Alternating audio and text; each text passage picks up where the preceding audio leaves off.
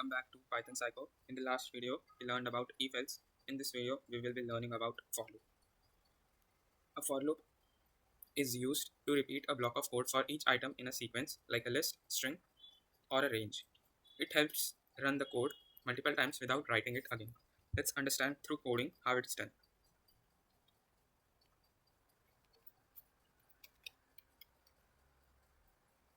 Suppose we want to write the same thing multiple times. Suppose I want to write hello world multiple times. So the one thing I can do is copy paste this code and paste it multiple times. This way it becomes kinda hectic. It also consumes much time.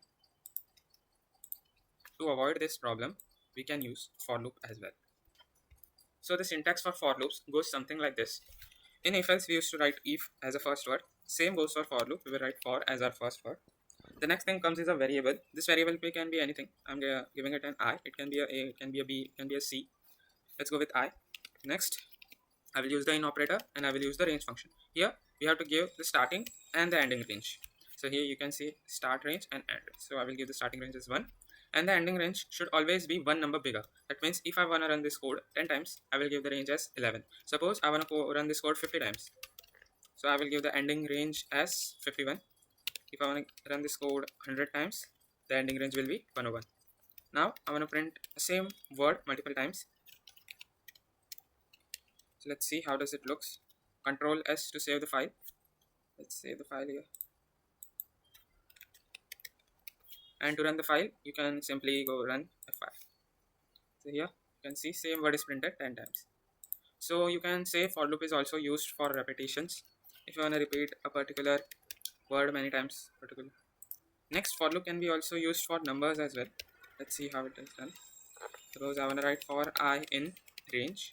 I want to write 1 to 50 numbers. So the ending range will be 51. And now I will print I. What happens here is I is replaced by the numbers in this range function. And one by one, all the numbers are printed. Let's see. So here you can see one by one, all those numbers from the range 1 to 50 are printed.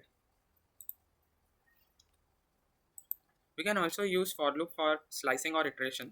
Let's see how it is done. I'm making a list here which contains some days.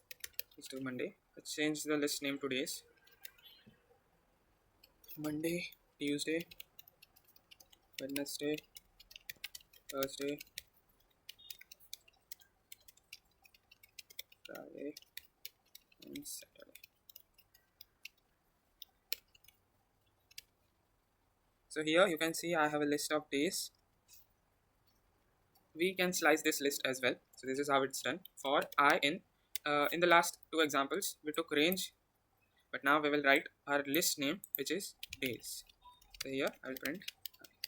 So if we have a big list or a big data, through for loop, you can slice the data. Let's see how does it look. So you can see all the elements in that list were printed line by line, which is Monday, Tuesday, Wednesday, Thursday, Friday. Moving ahead, let's have a little bit about a different topic, which is f-string. Suppose I'm getting a input from user, which is input enter fruit, and let's have some more inputs, which is input enter animal, and let's have the last one, which is input enter bird. So here I have took three input functions. Let's print this all together. Suppose I can directly print a comma b comma c. So let's run this code once and let's comment out the for loop code.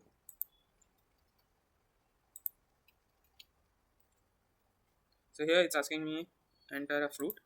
So with kiwi, enter an animal, enter a bird. So here you can see all those three inputs were printed. Now suppose I want to write it in a much better way. Suppose I want to do my favorite animal. Let's go with first fruit. My favorite fruit is, now here my favorite fruit is a string and fruit in which we are giving the input is a variable. That's why it won't be in quotes. Now again let's give a comma and again my favorite animal is, again quotes complete, comma, which is b, again comma, quotes open, my favorite bird. So here you can see it was kind of tricky to write this code because we have to open the codes, complete the codes, give commas, open again. So to solve this issue, we have fstring. So now you will begin with the f first, then quotes open. Here you will write again my favorite fruit. And now instead of giving quotes complete and comma, you will add a curly bracket, and then in that you will give the variable name, which is a. Again curly brackets complete and my favorite animal. Again b is a variable, that's why it will be in curly brackets, and in last my favorite bird, which will be c. Let's run this code and see how does it looks. So let's do a fruit, banana. Let's do an animal, lion, eagle. So here you can see we wrote the same code. We wrote different codes, but the output was same. And for me, fstring is much easier to write because it's not tricky. We use curly bracket to differentiate the variables and the strings. Moving ahead back to for loop, let's have an example. Suppose I want to make a table of number. So we can do that through for loop as well. So in a table, the format for the table is 1 into 1 equals 1. Let's do that. Suppose I want to ask the user to give the input. Here the number is an integer, that's why int input, enter a number. The next line will be for I in range. Because the table is from 1 to 10, we will give the range as 1 to 11. Now let's print it. So the format was number into 1 equals 1. So let's do that. So n is our number here into, now whatever 1, 2, 3, 4 will be saved in I, that's why I equals to, now the multiplication of both variables, that's why in curly brackets again asterisk I. If you wanted to write the same code in normal syntax, it will look something like this. So n is our variable, so comma x comma I comma n equals to comma n. So it will look something like this, but due to fstring the code looks much better. Here I forgot to give an f. Let's run the code and see how does it looks. Here enter a fruit and just simply let's give a number 55. So here you can see the table for 55 is written. Let's edit a little bit in this code. So here I'm commenting out this part of code, and here we can also do it this way, like printing. Let's use fstring again, printing table of, and here n is our variable which stores our number, and let's give here some dots, dot dot dot, and I want a space between two. I'm giving a space here. So let's see how does it looks now. Let's give the number again 67. So here you can see printing table of 67 space and then 67 into 1, 67, 67 tens are 670. Let's have another example. Nested for loop. So what does this mean? So a for loop in a for loop is known as nested for loop. Let's see through an example. Suppose I'm making a list of months. So let's say months. So that Jan, Feb, April.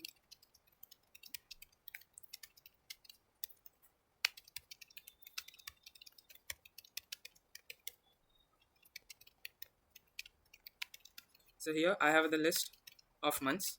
Now if I want to slice it up, so I will write again for I in months, and here as those elements are getting stored in I, so I will write I here this time, and let's comment out this part of code as well. Let's run it. So here you can see Jan, Feb, March are written line by line. But suppose I want to print this word by word, which means I want to print on first line J, on next line A, on third line N, and again on fourth line F, fifth line E, and sixth line B. For that we can use nested for loop. So here I will write again for I in months. Now again nested for loop means for loop in a for loop. So here I will write J in I. So what here becomes is I becomes first of all Jan. Okay, and now we have written for J in I, which means now I here is our variable which will get sliced. So J in Jan, this is how it looks like. Okay, so now J will be replaced by J, then J will be replaced by A, and J will be replaced by N. So let's see how does it look. So we'll understand it much better. And I will run the code. Let's say, oh, I written I here. So J. So here you can see word by word everything is printed. JAN of JAN, then FEB MAR. So reason why we done it here is because when we have big data, suppose you want to slice them all, so this will help you to understand it much better. Let's have a bit of a heavy code this time to understand it. So let's comment this out. Suppose I want to count a vowel. So what can we do for that? So let's see. Uh, suppose I have a string which is, let's go with Wednesday. So here I will make a variable which contains vowels. Let's do the heading here, vowel count. So here the vowels we have is A, E, I, O, U and A, E, I, O, U. The reason why I have written it capital and small is because Python is case sensitive. It doesn't understand A and small a difference. So here let's slice this list again. For I in A this time, print I. The best way to do coding can also be like typing the code and running it. So you will understand what's happening there. So you can see word by word, every letter by letter, every word is sliced. Here, now let's add the condition. So the first condition here will give, let's make a count variable as well, which will store our vowel count equals to 0. And here we will give our condition. So the condition we want is, as a human we can see E is a vowel, so the count here becomes again 1. Again we have E, so the count again becomes 2. We have A here, so the count becomes now 3. We may, in our head we done our logic to understand it, but through Python how can we do it? So the first word will be if this I, which is storing WED, is in. So the in operator we will use again in vowels. So what happens now is, let me show you. Suppose I in Wednesday. This is what our line is doing now here. So now I is replaced by W. I equals to W. So now in this line, what happens is W in A E I O U. A E I O U. So this is how it looks like. W in A E I O. Is there W in A E I O U? No, it will skip it. Now the next word is E. Here you can see. So here I will become E, and here also I will become E. And now vowels will be replaced by A E I O U. Yes, there is an E in A E I O U. So the count will become plus equals to 1. The assignment operator we learned before are helpful here. So the count will become plus 1. Next, it will run again. It will say D. So here I will be replaced by D, and here also D.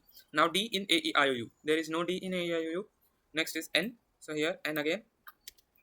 N again. There is no N in A E I O U. Again, we have the word S. Oh, sorry. We have the letter E. So here E again, E again. So yes, there is an E. And the last is A. So A here and A here. So in the end, the count will become 3. Now we can print the count. So F string. We will use vowels in. So A, which is our variable, R, again the count variable will be used. So let's run the code and see how does it looks. So here you can see vowels in Wednesday are 3. Suppose you wanna slice a big list. So through for loop you can do that as well. Let's see the example. Vowel count of a list. So let's make a list here. It contains some, let's do with some places. Let's go with New York.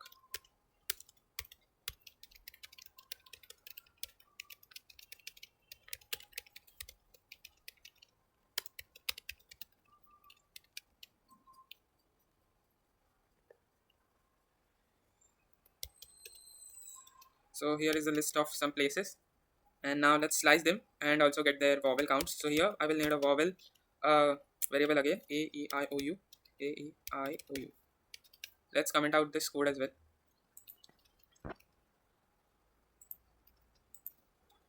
So now we will begin the for loop again for I in places. And let's first print I and see how does it looks. So here, line by line, all those places are printed. Now I will need a count function inside this for loop. That's why I'm making a count function inside the for loop. And now let's slice I for j in I. The reason why we have written count inside this for loop is because all these vowels we can see in the places will be added to this one variable, and because these variables are not constant, they are continuously changing, our data will be not right. That's why we are writing the for count inside this for loop. Let's go with for j in I, and if j in vowels, again the same code which we have written here, vowels count plus equals to 1. So what here now it will happen is it will take E and O of New York, then the count will become 2, and let's print it. Let's copy this code only. Here our variable is I, and so let's see here what happened is, suppose on the first line it will print vowels in New York R, and the count will be 2. Again, as we can see, the new variable is started, or a new word is started, that's why the count will become 0 again, and again it will give us the count of 4. Then the next word will come, the count will become 0 again, it will count the vowels in it, and again the next word, the count will become 0, which means the count is getting updated every time the for loop is running. Here you can also see I have written print function outside of this if statement. The indentation is little bit different, is because we don't want to print it every time it counts, we just want the ending value. So let's run the code and see, you will understand it. So here you can see vowels in New York are 2, in San Francisco 4, in Los Angeles 4. Suppose if I have written this code inside this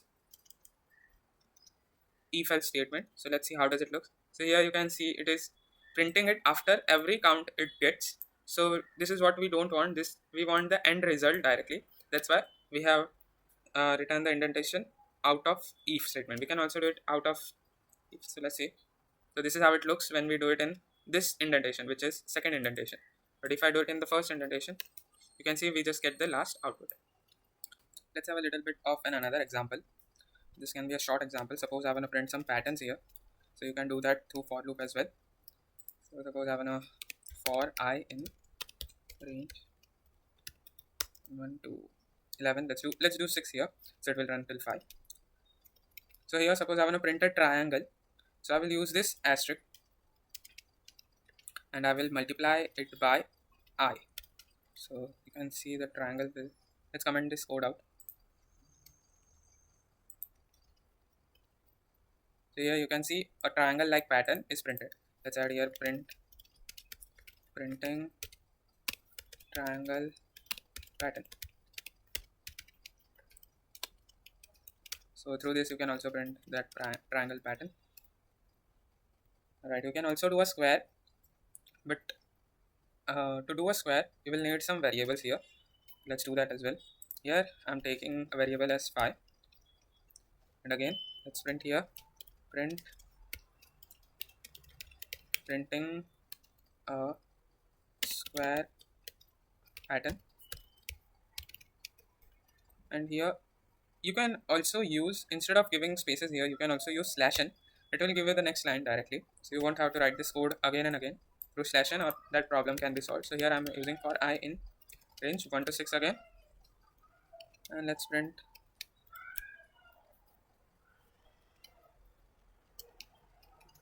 into A.